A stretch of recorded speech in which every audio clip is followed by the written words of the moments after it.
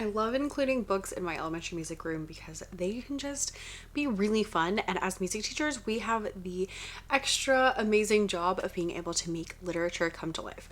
One that is a classic children's book is the book Where the Wild Things Are. And this is one that I like to use in my classes to work on rhythm. I actually like this more with like second and third grade. I've used this even to work on like 16th notes. But there's some really fun, simple integrations that you can add into this book that are going to be a lot of fun. So let's get into it and talk through things. All right, so the first thing you can do with this book, Where the Wild Things Are, is monster movement. There's lots of different monsters in here, so you can have the students put on any song pretty much and have the kids move around like different parts of the book. So the kids can move around like they're sailing, or they can move around the room like they're monsters, or they can do all sorts of different things like that where they're moving along with different parts of the book. You can do this as like photos or drawings that you make in different positions with your monsters, or you can use the free video that I have here on this YouTube channel, which I will link down below. And in it goes along with the song, and there are some spots where kids freeze and then they do different dance moves that go along with the book. And it's just a really fun way to kind of get the kids into the book, especially if maybe you read it before. A lot of times I'll read a book twice, and so we'll maybe read it one day and then the next day they come in and we start with that movement activity, and then we go and dive deeper into the book, and that's really, really fun. This one's great for anyone from like pre-K all the way up to like third grade, and it's just a really fun time and a really good warm-up activity because it's short. So I will leave that linked down below and you can check it out. Next up, we're creating some rhythms with the characters from the book. So for this one, what you want to do is go through and find each of the different characters. So obviously there's Max, the main little boy that's in here. And then there's all the different monsters that Max meets when he goes into, where the wild things are.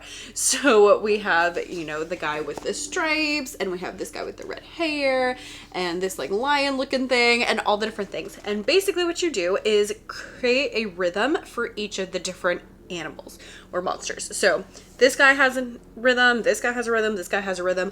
I put these up on the board, and then as we are reading through the book, I'll read the story, and then the kids will do the rhythms that are up here. So for this page that I have up here, my rhythms would be ti ti ta, ti ti ta, ta, ti ti ta, ta, ta, ti ti ta, ti ti ti ti ti ti ti ti ti ti ta, ta, ta.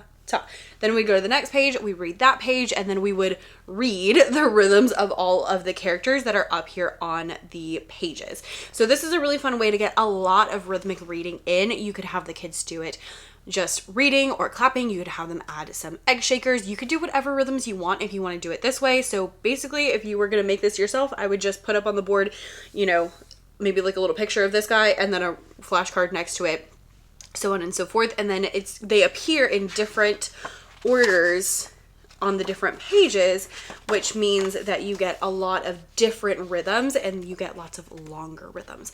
So that's a really fun thing that you can add. Just a really easy way to make the book come alive a little bit more and also get the kids reading rhythms. These, by the way, if you don't want to go through all the stuff of making it yourself, I actually have some Google Slides that can go along with this book. They're Wild Things Google Slides, so they're not like completely directly related to this, but they do go through, and each of the little characters gets a little rhythm and they go through all the different patterns. So if you have the book, you can read the book, or you can just throw the patterns up on the board and do it that way. It would also work if you want to do it like one time with the book and then one time without the book, so you can just throw the slides up there. Any of the slides you see popping up on the screen, by the way, are from that lesson pack. And the fun thing with this one is you actually get two different versions. So there's one that is just like quarter notes and eighth notes, and then there's another set that includes half notes and 16th notes, because I told you I've done it up to third grade, and it's always a hit. Actually, I kind of think the third graders like it better than the younger kids do.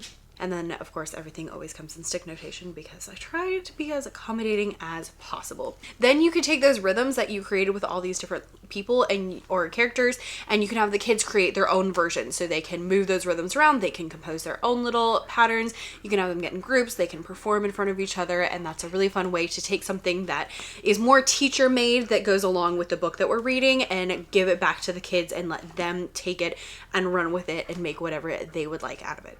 Next up is Ostinati. So for this one, we have some pretty simple ostinatos. So the first one is, let's have a wild rumpus. Let's have a wild rumpus. The second one is stomping. So we go wild thing, wild thing. And the next one is I'm making mischief. I'm making mischief.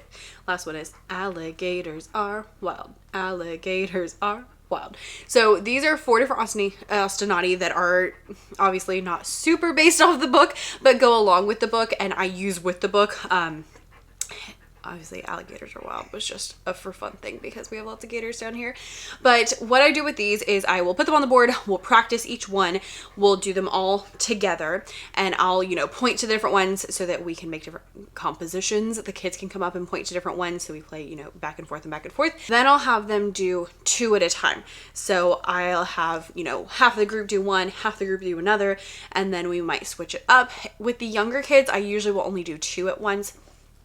With the 3rd graders, you can usually get to 3 and maybe even 4 depending on your kiddos and what they've been used to. And then we can add some instruments. So I usually use claves for the let's have a wild rumpus, maracas on wild thing, castanets on I'm making mischief, and then drums on alligators are wild. And that's just a really fun way that you can add a little bit more stuff into this book and, you know, make it a little more fun. And we love a simple way to add some instruments into the book.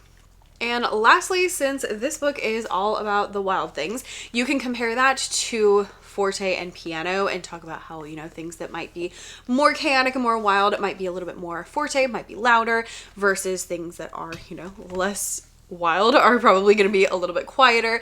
And then you can do a this or that activity with this one. So take 2 different instruments and have this or that. Which one is more wild, which would be considered, you know, better for our wild rumpus?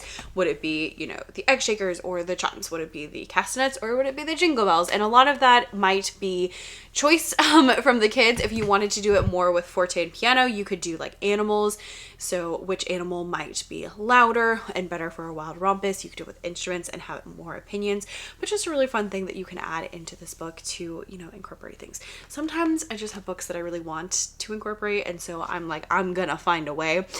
So if that was you with Where the Wild Things Are, then hopefully this gives you a little bit of ideas. I'll link the book as well as the video that was free and also the slides down below so that you can check all of those out. And that's all I've got for you today. I will also link a playlist of all my book-based music lessons because I have quite a few, and let me know in the comments what you like to do with this book. I know some people use it for like performances and stuff, so I would love to know all the details of anything fun that you've got to go along with it. Thanks so much for watching. Bye.